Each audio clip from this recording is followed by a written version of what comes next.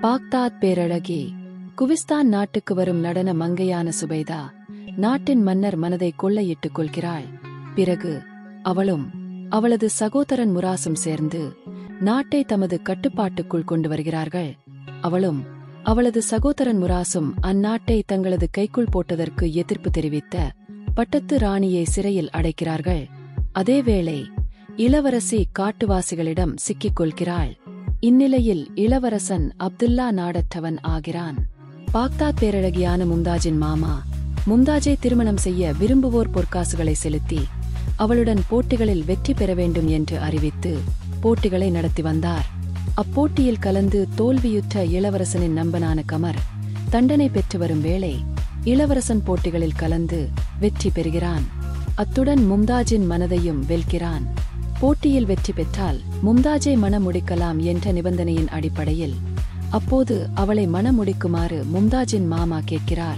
காட்டு வாசிகளிடமிருந்து தனது தங்கையை காப்பாற்றுவதுடன் பறிப்போயிருக்கும் தனது நாட்டையும் தாயையும் மீட்டதன் பின்னரே தனது திருமணம் பற்றி யோசிக்க முடியும் என உடனடியாக அதற்கு சம்மதம் தெரிவிக்க முடியாமைக்கான காரணத்தை இளவரசன் தெரிவிக்கிறான். இளவரசனின் இலட்சிய பயணத்தில் தானும் இணைவதாக பேரழகி மும்தாஜும் தனது விருப்பத்தை தெரிவிக்க அவளின் உதவியுடன் காட்டு வாசிகளிடமிருந்து இளவரசியை மீட்டெடுத்து நாட்டுக்கு எதிரானவர்களையும் அழித்து ஆட்சியை மீட்டு தனது தாய்க்கும் தாய் நாட்டுக்கும் விடுதலை பெற்றுக் கொடுக்கிறான். அதன்பின் பேரழகி மும்தாஜையும் இளவரசன் மணம் முடிக்கிறான்.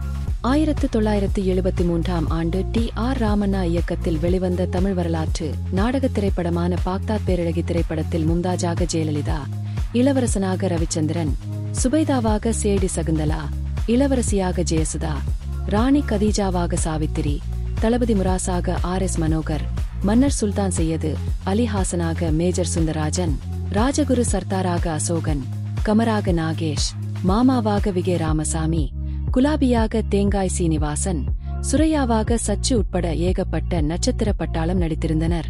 ஈஸ்ட்மென் கலரில் உருவான இத்திரைப்படம் நகைச்சுவை கலந்து காலத்தால் அழியாத காவியமாக இன்றும் வலையொலியில் கண்டு மகிழலாம்.